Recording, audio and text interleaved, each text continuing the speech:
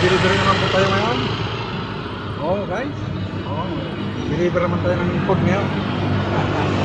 Yan. Dito tayo sa Pasay City guys. Dito ako nakapag-deliver ng Pasay City. Yan po yung ating mga background.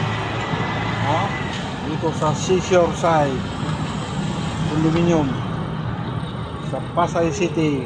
Yan guys. Yan, dito ako mag-deliver guys. Yan, nantay ko lang po yung ating customer, client. Deliver natin yung pagkain nila guys. Yan ang trabaho natin ngayon, mag-deliver. Napakabuti ni Lord. Siya yung ating great provider. Siya yung nagbibigay sa atin lahat ng trabaho. Salamat. Ating pinupuri at pinapasalamatan ng Panginoon. Thank you Lord. Pag-iingat po, trabaho na bibigay niyo sa atin. Ayan, dyan ako mag-deliver guys. Mayroon naman yung Bible verse sharing. Lagi tayo nagba-Bible verse sharing sa kabutihan ng Panginoon. Sabi ko sa Deuteronomy chapter 28 verse 2, all these blessings will follow you if you obey the Lord your God. Yan po, napakagandang verse sa Bible.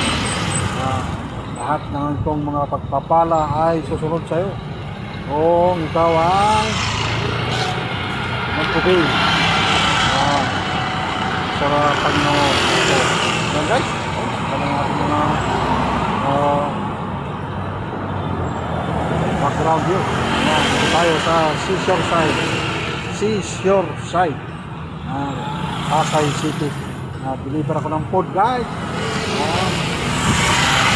Deliver dito sa Seashore Side Condominium Pasay City. Ayan guys, antay ko lang yung aking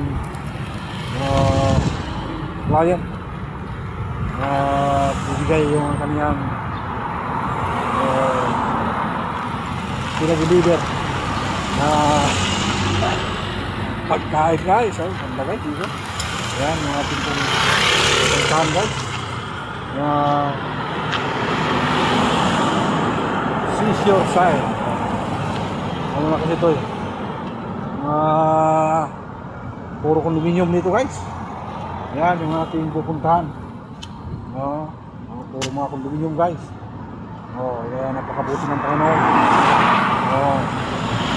Kaya yung lagi nagbibigay sa akin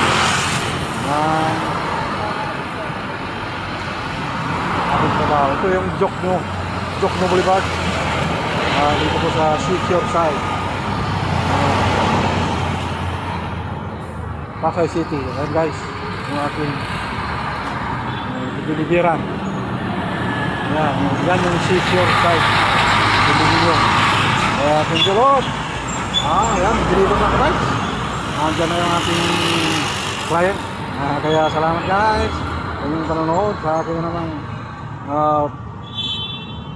freelance rider pick-up delivery. Napakabuti ni Lord. Siya yung ating great provider. Kaya thank you guys. Follow and share. God bless everyone. Bye bye.